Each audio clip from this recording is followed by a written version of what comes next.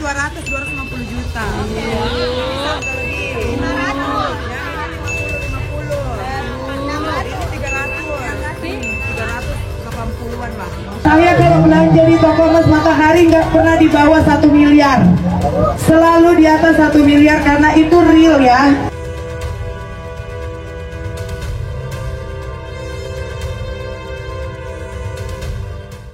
Assalamualaikum warahmatullahi wabarakatuh.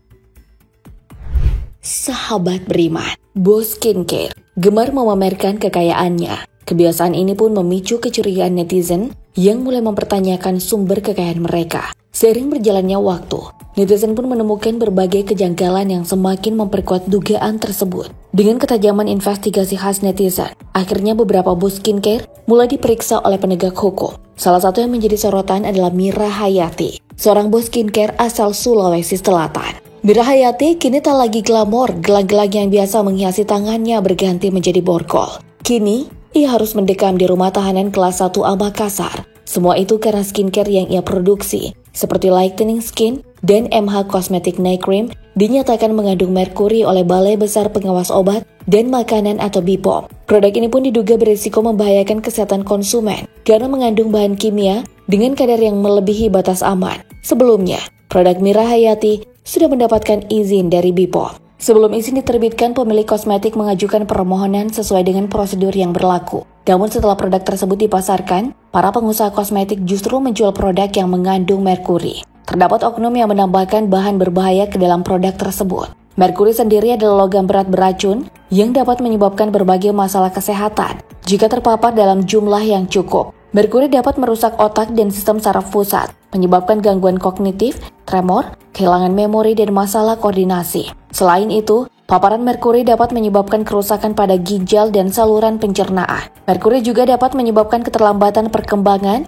masalah intelektual, dan gangguan motorik pada bayi dan janin. Karena efeknya yang serius, maka sangat disarankan untuk menghindarinya sejauh mungkin. Mira Hayati adalah seorang bos skincare yang menarik perhatian netizen karena kerap memamerkan kekayaannya. Mira Hayati dikenal di media sosial dengan julukan Ratu Emas karena sering mengenakan perhiasan emas berukuran besar dan mencolok. Tak hanya emas, Mira Hayati juga kerap pamer tas mewah. Ia pernah mengunggah foto dirinya memegang tas Hermes seri bikin Epsom Blue Indigo. Ia juga pernah terciduk memakai tas Louis Vuitton. Tas ini diperkirakan mencapai harga sekitar 248,2 juta rupiah. Sebelum terjun ke bisnis skincare, Mira Hayati pernah menjadi seorang penyanyi dangdut mengikuti jejak sang ayah. Namun ia berhenti. Lalu wanita kelahiran 1996 ini beralih menjual kosmetik dan bensin meskipun usahanya belum membuahkan hasil.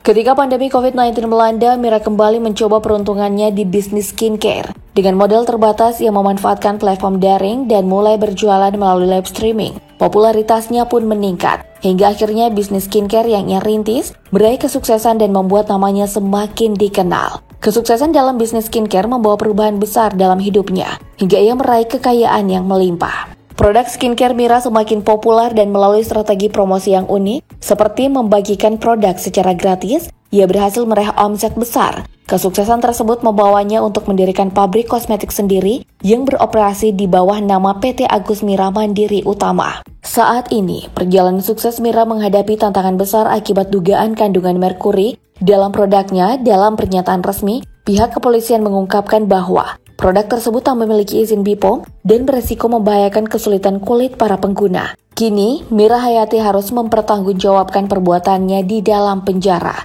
Sebelum ditetapkan sebagai tersangka, akun media sosial Mira baik di Instagram maupun TikTok masih aktif. Namun kini ia telah mengubah pengaturan akunnya menjadi private sehingga hanya pengikutnya yang dapat melihat unggahan terbarunya. Selain Mira Hayati, ada juga Mustadir Dengsila, suami Feni France, yang juga harus mendekam dalam penjara. Mustadir dijadikan tersangka walaupun nama brand skincare-nya menggunakan nama istrinya, Feni France. Semua itu karena perizinannya terdaftar atas nama Mustadir. Dengan begitu, Mustadir adalah owner dari FF Day Cream Glowing dan FF Night Cream Glowing yang terbukti mengandung merkuri. Lalu ada Agus Salim, pemilik Raja Glow, yang juga menjadi tersangka karena produk RG Raja Glow My Body Slim ditetapkan mengandung merkuri. Gaya hidup Agus Salim sebelumnya sempat menjadi sorotan publik. Ia dikenal sering memamerkan kekayaannya, termasuk berkorban 7 ekor sapi pada Idul Adha tahun 2024. Dana kurbannya ini disebut-sebut berasal dari hasil penjualan produk skincare-nya. Setelah ditangkap, Agus Salim tiba-tiba dilarikan ke rumah sakit karena mengeluhkan sesak napas dan nyeri dada. Namun ia kini telah kembali ditahan di rumah tahanan Polda Sulawesi Selatan. Ketiganya akan menjalani penahanan selama 20 hari dari tanggal 3 Februari sampai 23 Februari mendatang. Selanjutnya, Jaksa Penuntut Umum akan segera melimpahkan kasus 3 tersangka terkait skincare ke Pengadilan Negeri Makassar dengan persidangan dijadwalkan berlangsung pada minggu ini. Para tersangka dijerat dengan pasal 435 junto pasal 138 ayat 2 Undang-Undang Republik Indonesia Nomor 17 Tahun 2023 tentang Kesehatan, serta secara subsidiar pasal 62 ayat 1 junto pasal 8 ayat 1 huruf A Undang-Undang Republik Indonesia Nomor 8 Tahun 1999 tentang Perlindungan Konsumen. Mereka menghadapi ancaman hukuman pidana penjara hingga 12 tahun atau denda maksimal 5 miliar rupiah. Media sosial telah menjadi hal yang terpisahkan dari kehidupan manusia. Di sana kita bisa berbagi banyak hal, mulai dari tips kehidupan, sharing pengalaman, ataupun sekedar konten a day in my life.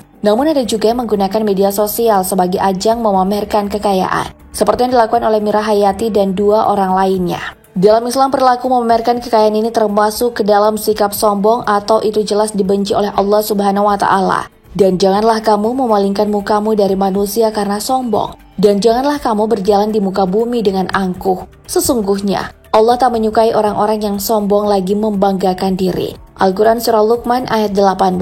Tak hanya dibenci Allah Subhanahu wa Ta'ala, perilaku sombong ini juga bisa merusak pelakunya. Imam Nawawi sudah memperingatkannya kepada kita. Dalam riwayat Abdurrahman bin Syakh dan Abu Hurairah radhiyallahu anhu, Rasulullah shallallahu alaihi wasallam bersabda, dan 3 hal yang dapat merusak adalah bakhil yang berlebihan, mengikuti hawa nafsu dan kesombongan diri. Sikap memamerkan kekayaan dan berlaku sombong ini mengingatkan kita pada Qarun, Fir'aun dan Raja Namrud. Qarun awalnya dikenal sebagai sosok yang pintar begadang. Qarun juga dikenal masih memiliki hubungan kekerabatan dengan Nabi Musa alaihissalam. Makanya, ia tak sungkan meminta sang Nabi mendoakannya. Tentu saja, Nabi Musa alaihissalam tak keberatan karena selama ini Qarun juga dikenal sebagai pribadi yang soleh. Qarun pun seketika menjadi miliarder. Saking kayanya, yang mampu mempekerjakan ribuan pengawal. Saat ia keluar, ada 300 pelayan laki-laki dan 300 pelayan perempuan yang akan ikut bersamanya.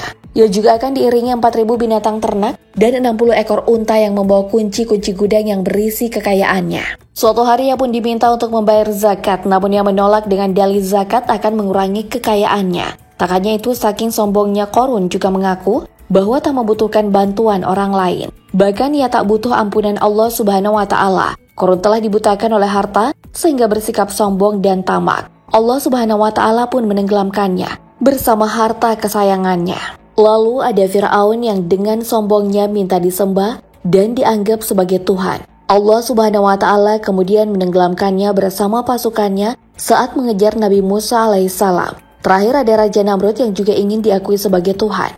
Akhirnya ia dimatikan hanya dengan segerombolan nyamuk. Ia menunjukkan bahwa sebagai seorang makhluk, manusia harus sadar bahwa kekayaan dan kekuasaan hanyalah titipan Allah Subhanahu wa Ta'ala. Sewaktu-waktu bisa diambil kembali oleh pemilik sesungguhnya. Sahabat beriman, harta dan tahta hanyalah titipan dari Allah Subhanahu wa Ta'ala kepada manusia yang sewaktu-waktu bisa diambil kembali. Harta bisa berdampak baik jika digunakan untuk berbagi dan berdampak buruk jika sekedar untuk dipamerkan. Sayangnya, Mira Hayati, Mustadir, dan Agus Salim memilih yang kedua. Allahu a'lam bishawab. Wassalamualaikum warahmatullahi wabarakatuh.